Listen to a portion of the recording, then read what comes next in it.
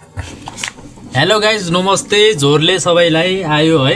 पालपालीमा अर्को new vlog आयो सबैले लाइक कमेन्ट शेयर गरिदिनु होला सो आज मैले यो करेन्ट चाउचाउ बनाउँदै छु अब फाइनली मेरो बुढीलाई भनेर बुढी रिसाकी छ के हेरौँ त्यसपछिको के हुन्छ त्यसपछि हेरौँ न ल गाइज हैन यो अब साथीहरु अब यो अंडा पाक्यो कि पाकेन यसमा यो हामीले पकाउन त पकाए अब यो पाक्यो कि पाकेन भनेर थाहा पाउनलाई चाहिँ एउटा अर्को नयाँ ट्रिक लिएर आएको छु यो ट्रिकहरु त सबैलाई थाहा नै होला सो है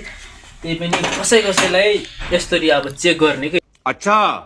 हमको सिखा रिया है निकै हो अब यो हेर्नु है यो अब यस्तोरी फन घुम्यो भने जो यो पाक्यो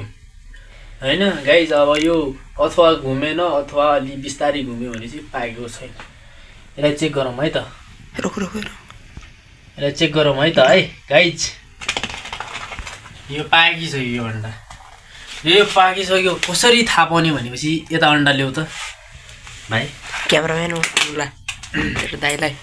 अनि यता हाम्रो यो बोइल भइसक्यो चाहिँ बोइल भइसकेको बन्द गर्ने अनि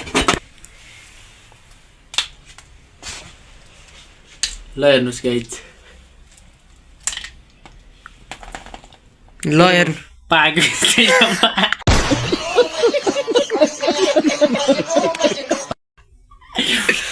पाइसक्यो साला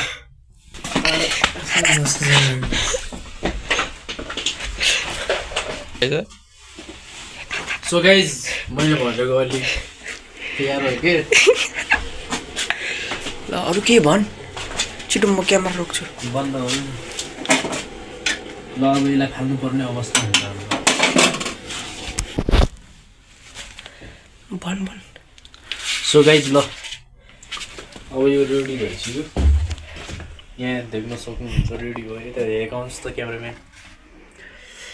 अब यो लगेर मेरो बुढीलाई दिनु पर्यो अब भन् सो गाइज अब जाँदैछ रुममा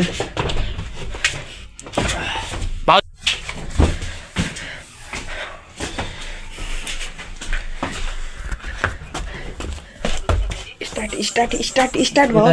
फलफल पनि लिएर आएको छु